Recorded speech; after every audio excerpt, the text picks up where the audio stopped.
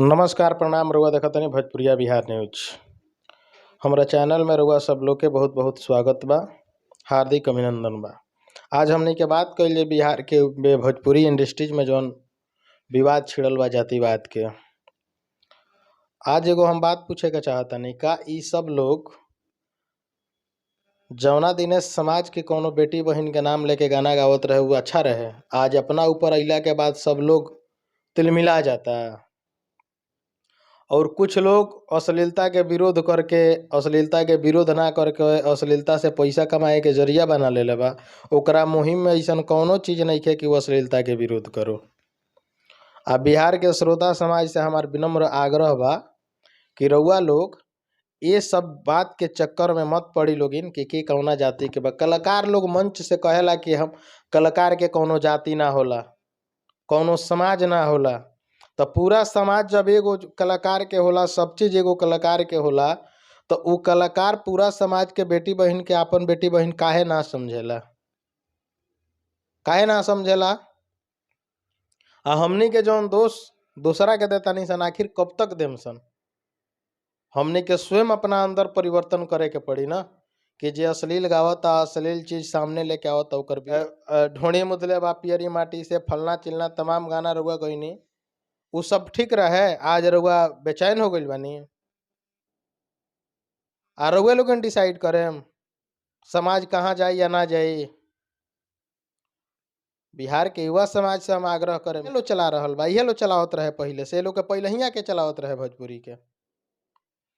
तो ई सब चीज में हमनी के ध्यान ना दिहल जाओ, हमनी के बिहार के विकास पर ध्यान दिहल जाओ। बिहार कैसे बदले ए विषय बा हमनी के सोचे खातिर, ए विषय पर हमनी के विचार विमर्श करके काम करे के बा। हमनी के ई सब फालतू के चीज में का पड़ल बानी सन। ई लोग समाज के सब लोग के एक आईना से देखी, सामाजिक नजरिया जब लोग के सही हो जाई तब ना ई लोग बात करी। तो ई सब लोग एके रही। एगो कलाकार अश्लील गावता गाना, ओकर विरोध हो जाता, कोनो ऐसा होनी अनहोनी हो जाता तो पूरा लोग समर्थन करता। एक आदमी रहे हो, कौन एक आदमी गाना गईले रहला, उनकर बड़ा विरोध होत रहे, तो का भई रहे, पटना भर्ती रहले, तो एगो वीडियो रउआ लोगन के मिल रहे कि FIR होई, फलना होई, चिलना होई, तमाम चीज। भाई तरह से पूछलो पर गुनाह बा, गावे के बेरा नइखे बुझाता रहा कि हम का गावत नहीं नइखे गावत। हमेशा चैलेंज कर देता लोग। इतना ही लोग के एकता हो गइल बा कि एकदम सब कलाकार लोग एकता हो गइल बा। एमे पत्रकार बंधु के टारगेट कइल गई रहे। एगो कॉमेडियन बानी, वहाँ के लेडीज बानी, वहाँ के तो नाम हम ना लेबे में, लेकिन वहाँ के एगो वीडियो बनैले रहनी कॉमेडी टाइप के, जब पत्रकार से मारला के एकदम वहाँ के देखल कि चप्पल से मारला के आ भागत रहे पत्रकार। ए तरीका के वीडियो बना के डालल गई। ऐसे समाज के बदनामी ना भइल। पत्रकार समाज ए पर काहे नइखे ध्यान देत।